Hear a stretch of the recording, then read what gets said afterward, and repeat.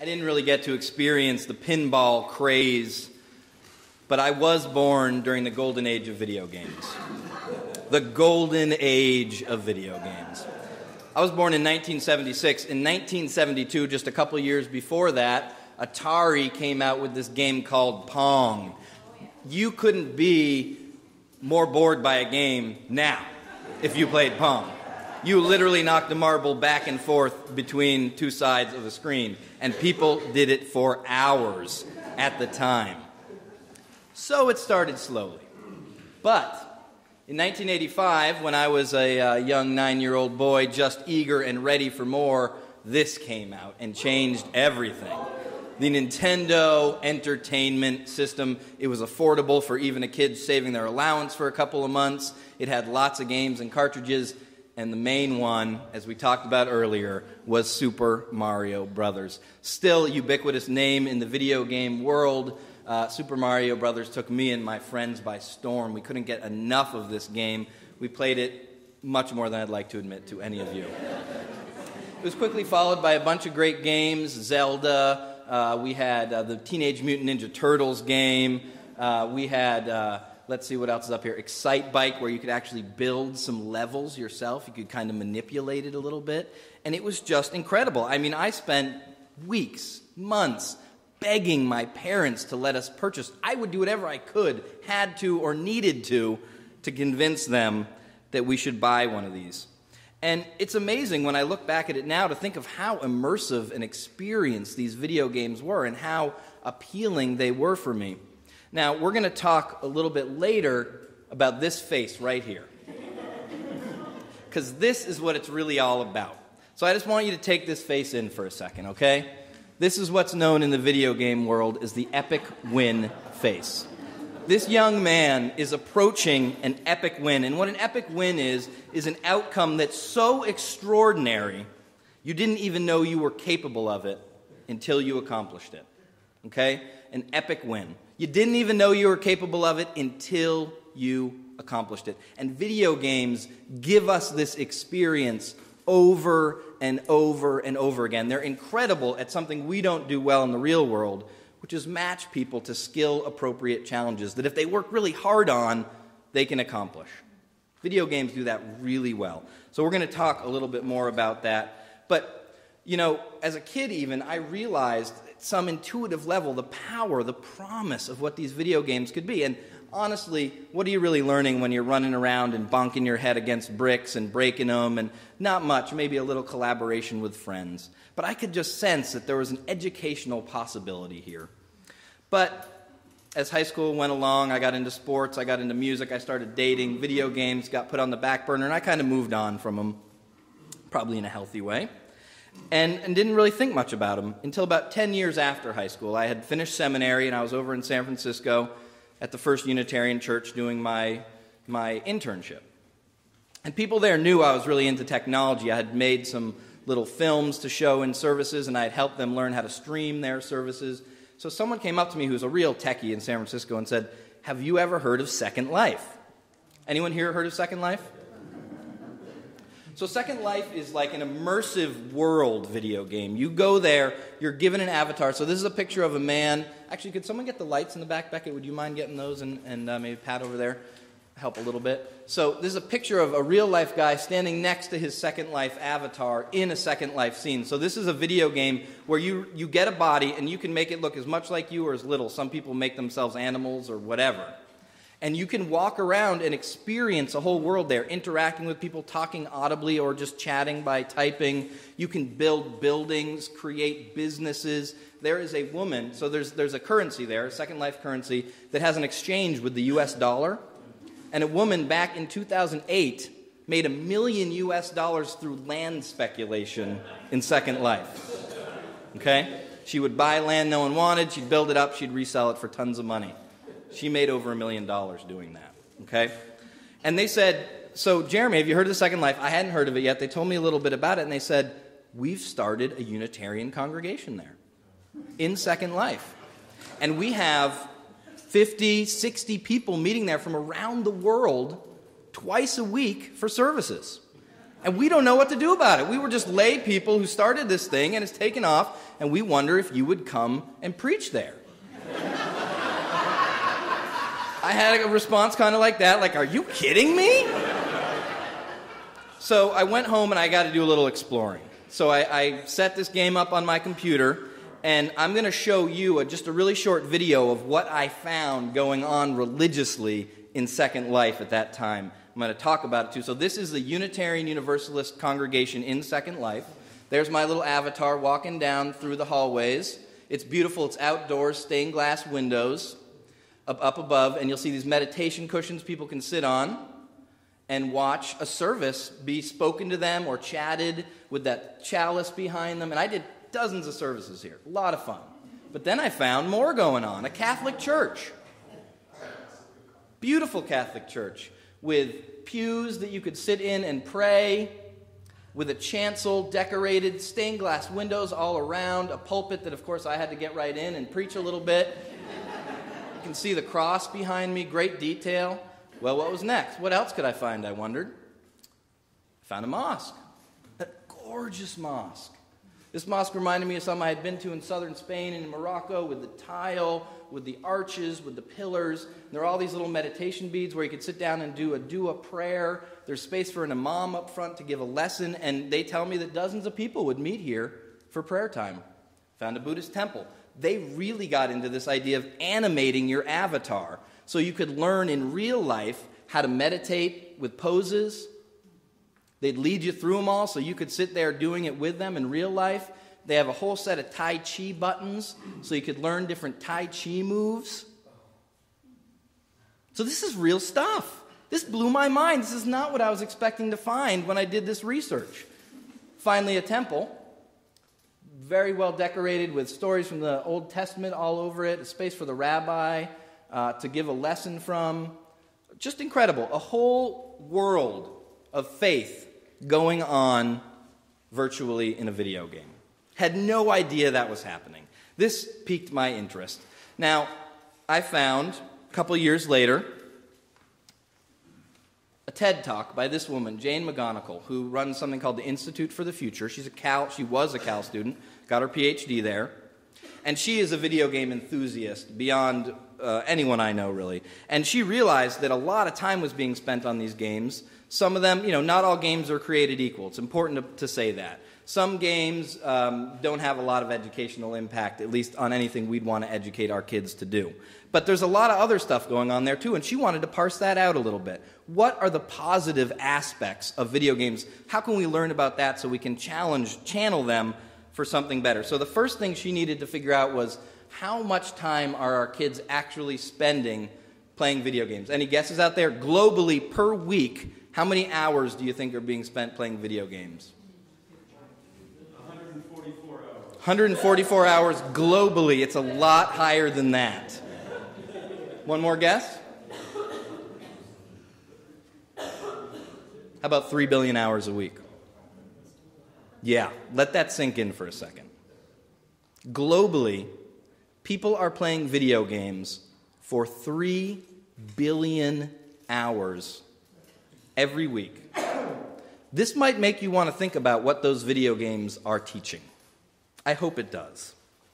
So once we knew that a lot of video games were being played, she actually took it a little step further. In the average gamer in the developed world plays 10,000 hours of video games by the time they're 21. Now that number is interesting for a lot of reasons, one of which is that the average child in the developed world spends almost that exact same amount of time in school by the age of 21. So whether we want to or not, we have a parallel education track going on in this world where a lot of time is being spent. A mind-boggling amount of time. Now, some of you have probably heard of Malcolm Gladwell. He did a study of virtuosos, and he found that if anyone spends at least 10,000 hours doing anything by the age of 21, they can be a virtuoso at it. That it's not something you're necessarily born with, being the greatest violin player of all time, being the greatest whatever. If you spend 10,000 hours doing anything before the age of 21, you can become a virtuoso at it. this might really make you want to think about what the content of these video games your kids are playing are. Now, there has never been a link found between real-life violence and violent video games. I want to make that really clear. They haven't found that link. But I'd still want to know if my kid was spending 10,000 hours before the age of 21 learning to kill people. That wouldn't be optimal for me. And there are a lot of other kind of video games out there. I don't think we want to confuse the medium with the message. There's a lot of power in this platform, but it does make you wonder what we're teaching our kids with these video games.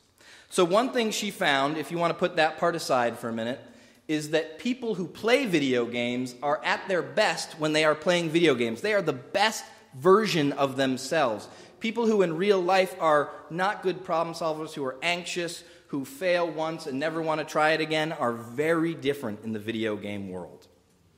They're more likely to help others. They're more likely to problem solve. And they're more likely to get up again and try again. When they fail or make a mistake, they just start the video game over with that new information and try again. So there's some important lessons being learned there too. That's some stuff we really want to encourage. Helping other people, problem solving, trying again, not being discouraged. So there's a lot of games that are known as massively multiplayer online games, okay? Also, their acronym is MMO or MMOG. These are the games where thousands or tens of thousands of people are logging on to servers around the world and playing collaboratively games together. Okay? That's a whole genre of video games that are very popular, and this is the most popular one, World of Warcraft. In this game, you create an avatar, and you can build just about anything you want, and thousands of people are collaborating on different missions in this game. And she says why this game is so effective and popular is really easy to know. One is you are immediately trusted with a problem perfectly created for your current skill level. Okay, this is something we get wrong in the real world a lot. Not in World of Warcraft. When you start off, you are given a challenge that you can deal with as someone who is just new there. And if you work really hard, you'll gain some skills. That'll be reflected there, and you'll get a challenge that now meets that skill level. Okay? Really important. 2, there are hundreds of thousands of potential collaborators with their skills well itemized, just waiting around for you to ask them for their help. What if that was true in the real world, huh? It is right there. And maybe it is here too, and we just don't know it. We'll get to that. Epic stories. Meaning. People need purpose. This is what we spent yesterday doing. Our mission statement. People move through a story with a purpose in a whole different way than if they don't get why they're doing it. And these games give you that immediately. The 4th is it provides positive feedback, just like Marilyn was giving us our raffle prizes for filling out. In these games, you're rewarded all the time. You get to the next level. Or a skill that you have, like you are a skilled +2 nunchuck user. Well, after this challenge, you'll be a +3 or a +4. It constantly shows you that your skill levels are improving and that you're getting to the next level. Positive feedback. We do some of that. We can do more. So that's why this game works so well. And I want to tell you one other thing just to put this in perspective. This game was created in 1994, so we've been playing it for about 19 years, and almost 6 million years of playing time has been logged on it. In 19 years, almost 6 million years of game time has been logged. Now that number is staggering and also fascinating because it was just about 6 million years ago that Homo sapiens first stood up. So that gives you a little sense of scale here, of possibility, of promise. What could we do with this platform if we made it what we wanted, rather than let it just be what it is? Wow. 19 years for 6 million years of experience. That's pretty incredible. So she also, Jane McGonigal, identified 4 things that people who play video games are getting good at. One is urgent optimism. That idea that an epic win is always possible, that you trust that you have been matched with a challenge that you can succeed on if you try as hard as you can. They believe they can do it. That's really different than how people feel in the real world a lot. We don't think we can do it. Urgent optimism. Number 2, They learn quickly how to weave a tight social fabric. You're being placed together with people from all around the world who speak different languages, who like different music, who are just totally different from you in every way, and you need to learn how to work with them quickly. And they do. They build great skills around that. Likewise, they love the hard work they're putting into this game. They are working really hard. It might not look like that to you always, Mom and Dad, okay? But they are building skills and building things and meeting people and building relationships, and they love every second of it, which can be really different than the way people feel about our other parallel education system at times. And the fourth one is that epic meaning. People really understand when they play video games how important purpose and meaning are, and they learn how to create it and build it into the experience. Epic meaning. So these video games, some of them, especially these collaborative ones, are building these super empowered, hopeful individuals. The problem is they're only super empowered, hopeful individuals in video games. They don't think they can save the real world yet. That's our challenge.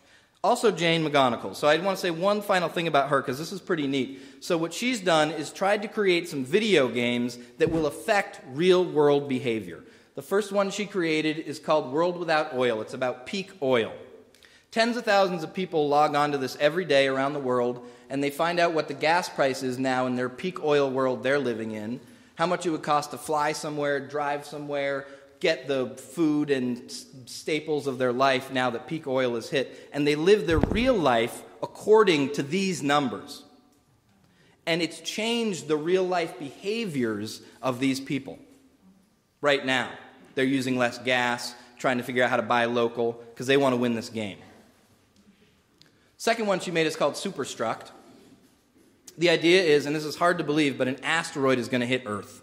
I know, it's just mind-boggling that could happen. That would never happen. But in this game, it's going to happen. Earth's going to be wiped out in 20 years. We have 20 years. We know we can get to this other planet and start over. We can start fresh. We've got a totally clean start. So they have experts from all around the world trying to figure out in this new world, what will our agricultural system look like, our political system, our financial system. They're building new ideas that people, when they think you're stuck with the confines of this world, they'd never come up with. And they've got some really neat ideas if you check out the website associated with it. The third one, I think, has the most potential for really changing people. This is called Evoke. And if you complete it, it's like a graphic novel, choose-your-own-adventure, immersive video game. And if you complete all the levels, the World Bank will certify you, as a social innovator. So it's a degree program, the first degree program based on a video game. And most online degree programs have a retention rate in the 10%, 20%. I mean, this one's like 95%.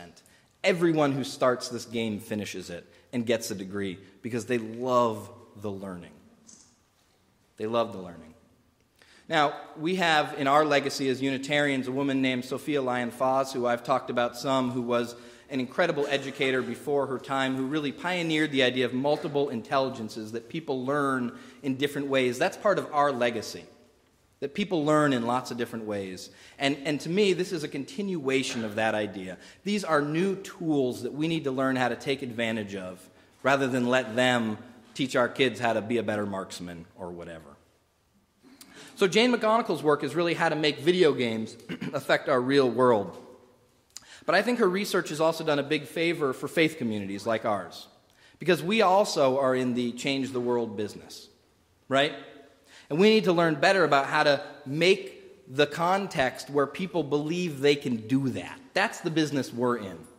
And so I think those 4 things that she learned about World of Warcraft that make it such an effective game are 4 things we need to understand and do better here in our faith community to help empower people to believe they can change the world. So those, again, were matching people better with their skill level with problems they can solve. We probably won't change climate change in the whole world if we focus on the whole world, but we probably can make some real difference in our backyard. What are the ways we can better match our realistic skill levels with challenges we can accomplish? hundreds of thousands of potential collaborators. Well, we got at least over 100 right here in this room, and we need to do a better job in knowing what we want to work on together and what our skills are. Epic meaning and stories. Again, that's what we focused on yesterday. Making it as clear as we can what our mission together is. What are we all moving our feet and arms together to accomplish? And that positive feedback. We need to do better with that. We need to do a better job of recognizing the ways that we are building towards these things. And we can do that. We can do that. Now, what I want to do is a little experiment here in this room to start to reveal the collaborators that you have in your midst.